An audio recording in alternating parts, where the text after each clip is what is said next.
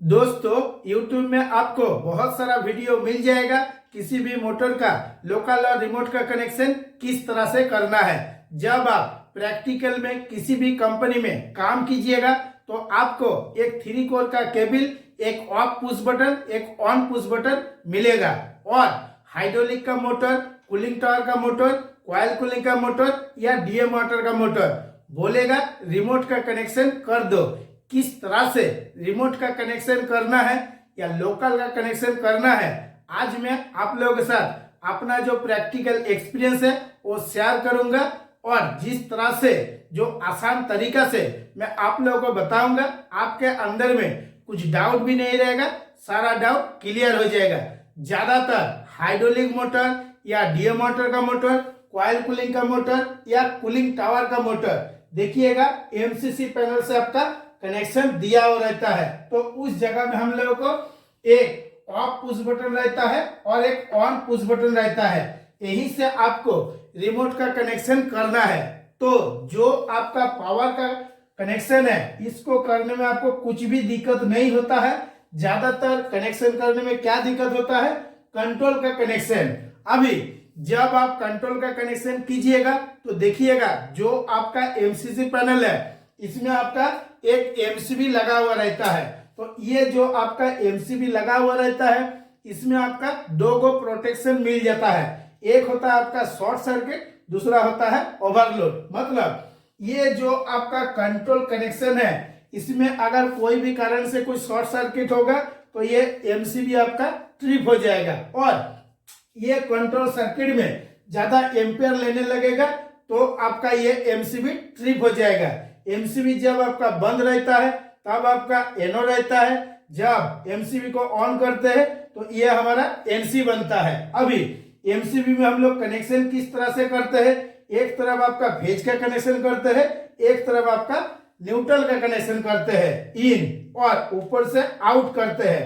एक हमारा phase out होता है, एक हमारा न्यूट्रल आउट होता है। अभी जिस तरह से मैं डायग्राम पढ़ के आप लोगों को बताता हूं और ये भी बोलता हूं कि इस वीडियो देखने के बाद आपके अंदर में कुछ डाउट है तो मेरा व्हाट्सएप नंबर पे आप हमसे बात कीजिए, जितना हो सके मैं आप लोगों का हेल्प करूंगा।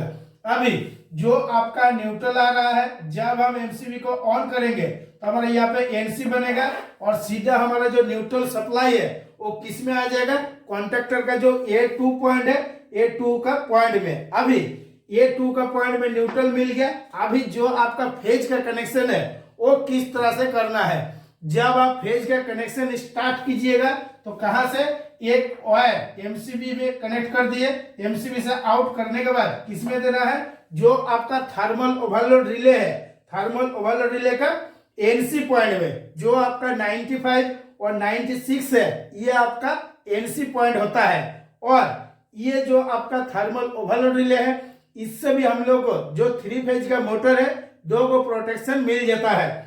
एक होता है आपका ओवरलोड, दूसरा होता है आपका शॉर्ट सर्किट। ये रिले के अंदर में आपका एक बायमेटेलिक स्ट्रिप लगा हुआ है, वो जब गर्म हो जाता है तभी ये ट्रिप हो जाता है। मतलब क्या ट्रिप होगा, टोटल आपका कंट्रोल सर्किट का सप्लाई जो है वो बंद हो जाता है। ये जो आपका 95 और 96 है, ये जो एनसी पॉइंट है उस टाइम आपका एनो हो जाता है। और ये रिले को भी आपको अच्छा से समझना है। ये रिले अगर अंदर में लॉक करके रख दिए है तो ये ऑटो में हो जाएगा और इसको जब दबा के इसका पिन निकलेगा तब ये मैनुअल में होगा। और ये ऑटो में अगर सेट करके रख दीजिएगा, मोटर में कुछ भी फॉल्ट आएगा तो एक बार आपका अपने से ट्रिप होगा, जब आप जाके चेक कीजिएगा तो 3 सेकंड के अंदर में ऑटोमेटिक रिसेट हो जाएगा। इसीलिए इसको हमेशा क्या करना है, इसको लॉक करके रखना नहीं है, इसको खोल के रखना है और ऐसे जब दबा दीजिएगा इसका पिन जो है अंदर घुस जाएगा। इस चीज को अच्छा से ध्यान में रखिएगा, क्योंकि मैं जब लाइव आया था इसी टाइप का कुछ क्वेश्चन पूछा था, इसीलिए मैं आप लोगों को बता दे रहा हूं कि ये जो आपका सीमेंस का रिले है इस पे भी आपका ऑटो होता है और मैनुअल होता है। तो इस जगह हमारा 95 में एक बार कनेक्ट करना है, 96 से एक बार आउट करके लेके आ जाना है। अभी 96 मतलब यहां से जो आपका एक वायर आउट होगा ये आपका किस में आएगा, ये जो आपका ऑफ वाला पुश बटन है, ऑफ वाला पुश बटन में, ऑफ वाला पुश बटन को अच्छा से देखिएगा तो 1 नंबर 2 नंबर लिखा हुआ है। तो 1 नंबर में एक वायर कनेक्ट करना है, 2 नंबर से वायर को आउट करना है। आउट करने के बाद जो आपका एनो पुश बटन है, एनो पुश बटन पे भी नंबर लिखा हुआ है, जो आपका 3 नंबर है, 3 नंबर में इन करना है। 4 नंबर से आउट करने के बाद सीधा आ जाएगा जो आपका कॉन्टेक्टर का A1 पॉइंट है कॉइल का, A1 में जब हम ये पुश बटन को दबाएंगे तो हमारा ये कॉन्टेक्टर ऑन होगा और जैसे ही छोड़ देंगे दोबारा बंद हो जाएगा। इसके लिए एक आपका होल्डिंग सप्लाई देना जरूरी है। इसका होल्डिंग सप्लाई देने के लिए ये जो आपका 3 नंबर पॉइंट है एनो का, यहां से और एक वायर कनेक्ट करेंगे और सीधा जो आपका कॉन्टेक्टर है इसका जो एनो है, एनो में देखिएगा एक नंबर दिया हुआ रहता है 3 नंबर में इन करेंगे, 4 नंबर से आउट करेंगे। आउट करने के बाद जो आपका ये A1 है, A1 का कॉइल में दे देंगे। तब क्या होगा, जब हम इसको पुश करके दबाएंगे तो यहाँ पे हमारा NC बनेगा, फेज सप्लाई आएगा, कॉन्टेक्टर ऑन होगा। ऑन होने के बाद कॉन्टेक्टर का जो एनो है ये NC बनेगा और कंटिन्यू यहाँ से आपका फेज सप्लाई मिलता रहेगा। ये पुश बटन का जब आप छोड़ दीजिएगा तो किसी भी हाल में आपका कॉन्टेक्टर बंद नहीं होगा। अभी आपको अच्छा से समझना है कि जो हमारा ये कनेक्शन है ये हमारा MCC पैनल में बना हुआ है, इसको हम लोग लोकल कनेक्शन बोलते हैं। अभी आपको और एक ऑफ पुश बटन और एक ऑन पुश बटन दे दिया गया है। अभी आपको रिमोट का कनेक्शन किस तरह से करना है, जिस तरह से दोस्तों मैं आप लोग स्टेप बाय स्टेप बता रहा हूं, अच्छा से अगर सुनिएगा तो कभी भी आपको कनेक्शन करने में कुछ भी दिक्कत नहीं होगा।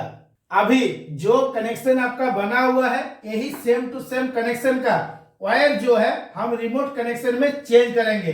तो इसके लिए क्या हो गया, ये हमारा लोकल कनेक्शन हो गया, ये हमारा रिमोट कनेक्शन हो गया। अभी किस तरह से आपको वायर खोलना है और किस तरह से वायर को जोड़ना है ये आपको अच्छा से समझना है।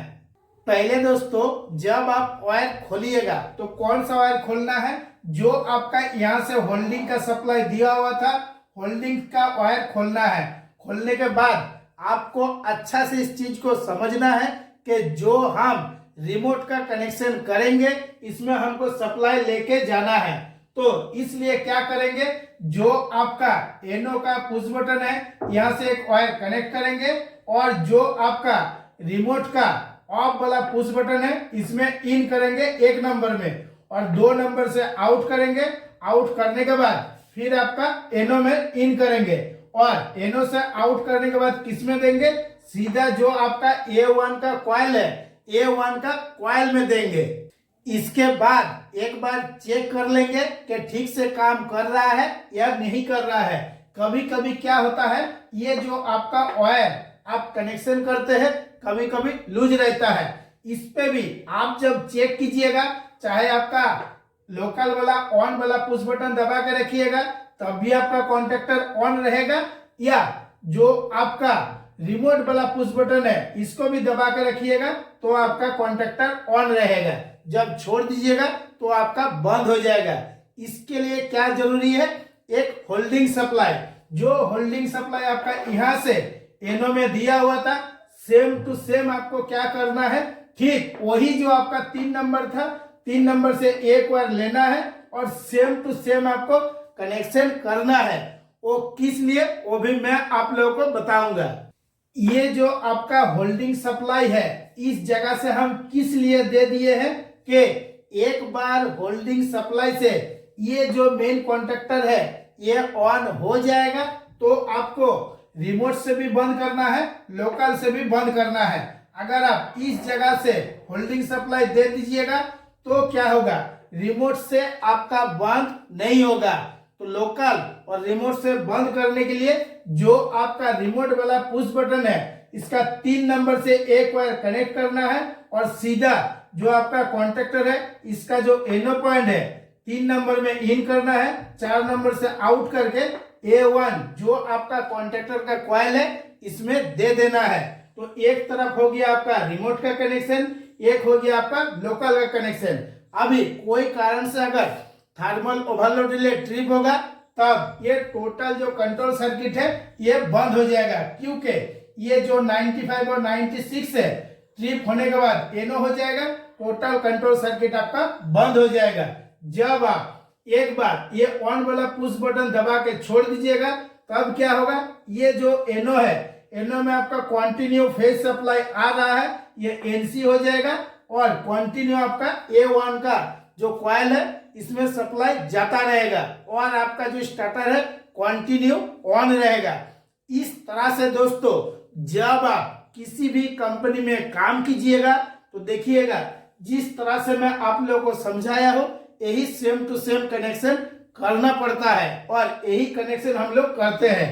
अभी जैसे मैं आप लोगों को क्या बताया हो, एक 3 कोर का केबल मिलेगा, तो हमारा 3 कोर का केबल किस तरह से है, एक केबल, 2 केबल और ये जो आपका केबल है इसको लेके होता है 3 कोर का, क्योंकि जो आपका एनसी से सप्लाई आता है तो देखिएगा जो लाल वाला वायर रहता है इस जगह में हम लोग इन करते हैं जो आपका एनो का 3 नंबर पॉइंट है और यहां से ला के सीधा किस में देते हैं, जो आपका ऑफ वाला पुश बटन है, ऑफ वाला पुश बटन का 1 नंबर में इन करते हैं और 2 नंबर से आउट करते हैं और 3 नंबर से एक होल्डिंग सप्लाई लेके आते हैं और 4 नंबर से इंचिंग के लिए दे देते हैं। चाहे लोकल से हम चालू करें या रिमोट से चालू करें, दोनों जगह से आपका चालू भी होगा बंद भी होगा।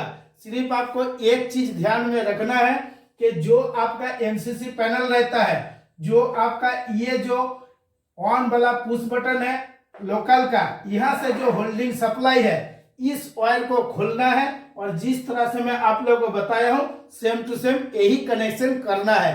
तो बहुत आसान तरीका से एक 3 कोर का केबल में लोकल रिमोट का कनेक्शन हो जाएगा।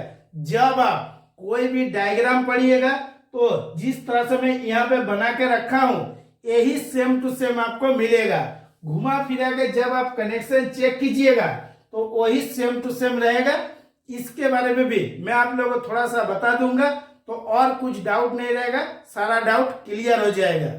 जब आप ओरिजिनल डायग्राम पढ़िएगा तो देखिएगा यही सेम टू सेम जिस तरह से मैं बनाया हूं यही आपको देखने के लिए मिलेगा।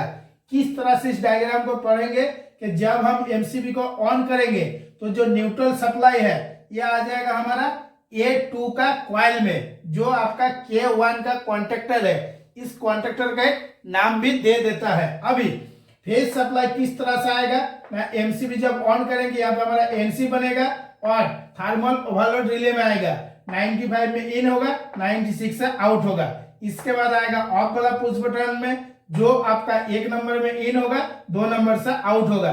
फिर जो आपका दूसरा ऑफ वाला पुश बटन है 1 नंबर में इन होगा, 2 नंबर से आउट होगा। आउट होने के बाद सीधा किस में आएगा, इस जगह में आपको देखने के लिए मिलेगा कि जब हम स्टार्ट वाला पुश बटन को दबाएंगे तो हमारा A1 का कॉइल में सप्लाई आएगा। अभी जब आप पुश बटन को दबाइएगा तो A1 का कॉइल में सप्लाई आया, जैसे ही सप्लाई आएगा तो ये जो K1 कॉन्टेक्टर है इसका जो एनो है ये एनसी बनेगा और यहां से फेज सप्लाई आपका कंटिन्यू A1 में मिलता रहेगा।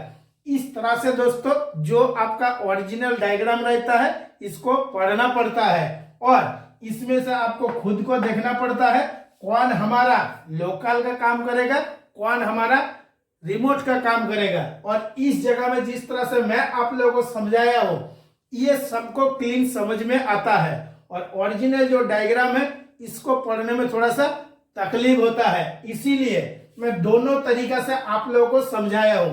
चाहे आप इस तरह से समझ जाइए या इस तरह से समझ जाइए, कमेंट जरूर करके बताइएगा कि ये दोनों में से सबसे आसान कौन सा है। और जो पावर सर्किट है, पावर सर्किट का कनेक्शन किस तरह से करना है, जैसे मैं आप लोगों को हमेशा दिखाया हूं कि ये जो कॉन्टेक्टर है, ये कॉन्टेक्टर में आपको क्या करना है, पहले ये रिले को आपको इस तरह से फिट कर देना है। एक हमारा फिटिंग हो गया। अभी ये कॉन्टेक्टर में सप्लाई देने से पहले एक एमपीसीबी लेना है। अभी एमपीसीबी में क्या करना है, ये हमारा 3 पोल का है, आर वाई और बी सप्लाई देना है ऊपर में, ठीक है, या आप नीचे से भी दीजिएगा, कोई दिक्कत नहीं है, ये दोनों तरफ काम करता है। प्रैक्टिकल में मैं उल्टा भी लगा के देख लिया हूं, सीधा भी लगा के देख लिया हूं, ये दोनों तरफ से काम करता है।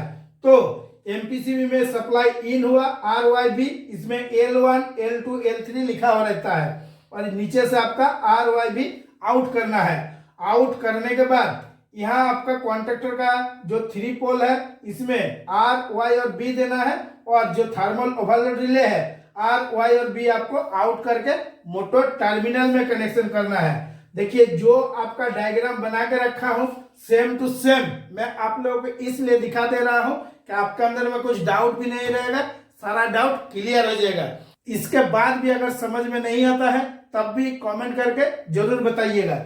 जो मोटर में आप कनेक्शन कीजिएगा तो मोटर टर्मिनल में अगर आपका 3 गो वायर है तो ज्यादातर देखिएगा U2, V2, W2 है, इसको हम लोग डेल्टा कनेक्शन बोलते हैं। अगर मोटर टर्मिनल में 6 गो वायर है तो उस टाइम आपको देख के कनेक्शन करना है कि मोटर को हमको स्टार में चलाना है या डेल्टा में चलाना है। और इस जगह में दोस्तों मैं और 3 गो पुश बटन देके किस तरह से कनेक्शन करना है, 4 गो देके किस तरह से कनेक्शन करना है, 5 गो देके किस तरह से करना है, इसके ऊपर भी वीडियो बनाकर आप लोगों को समझा दूंगा, तो और कुछ डाउट नहीं रहेगा। अगर फिर भी कुछ डाउट रहता है तो हर बुधवार को मैं सुबह 10 बजे से लेके शाम को 6 बजे तक जितना मेरा यूट्यूब का फ्रेंड है सबके साथ फोन कॉल में बात करता हूँ, और रात को 9 बजे से लेके 10 बजे तक लाइव रहता हूँ। जितना सारा फ्रेंड है जो जो क्वेश्चन पूछता है सारा क्वेश्चन का आंसर देता हूँ, और ये भी पूछता हूँ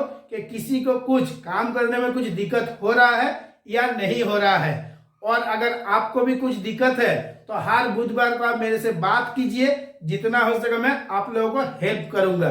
और मेरा जो व्हाट्सएप नंबर है यूट्यूब चैनल में आपको मिल जाएगा, अबाउट में चेक कीजिएगा तो इलेक्ट्रिक ग्रुप का भी लिंक आपको मिल जाएगा। बहुत सारा फ्रेंड है, हर बुधवार को 10 बजे से लेकर शाम को 6 बजे तक ग्रुप आपका खुला हो रहेगा। जितना सारा फ्रेंड है सबके साथ आप बहुत आसान तरीका से बात कर सकते हैं। नमस्कार, जय हिंद।